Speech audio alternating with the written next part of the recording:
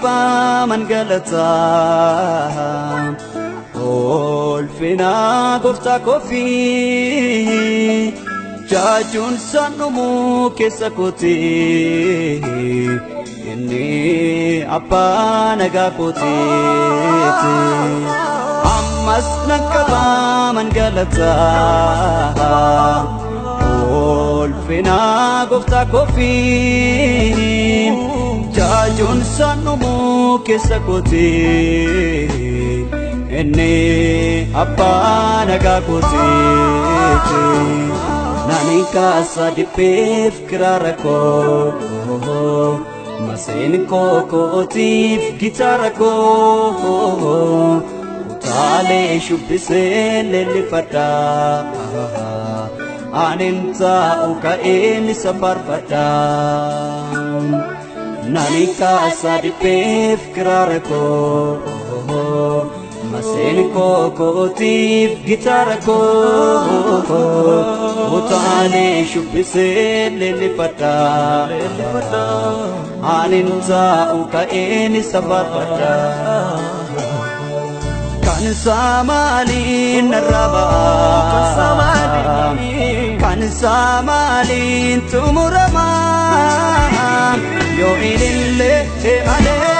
yo galata male yo mane male yo ilille male yo galata male yo mane male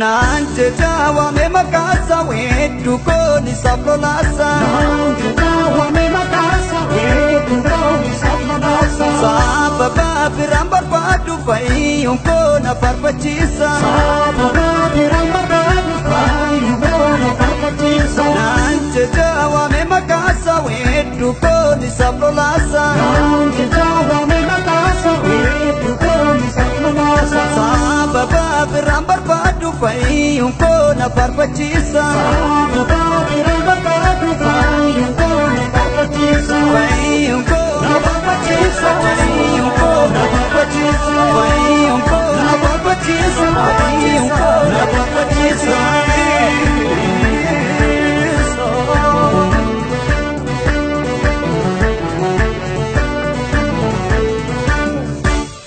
Didirir sen kasa gattukiya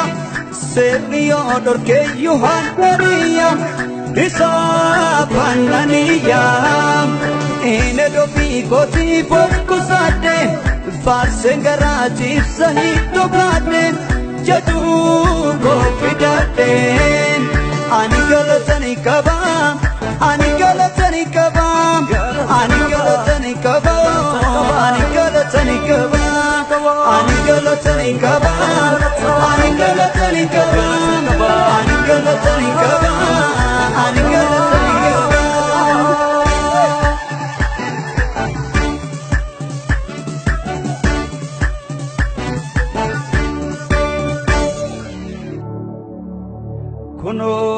Kunoti galalliko Kunoti galalliko Kunoti hilillenko Kunoti sagalliko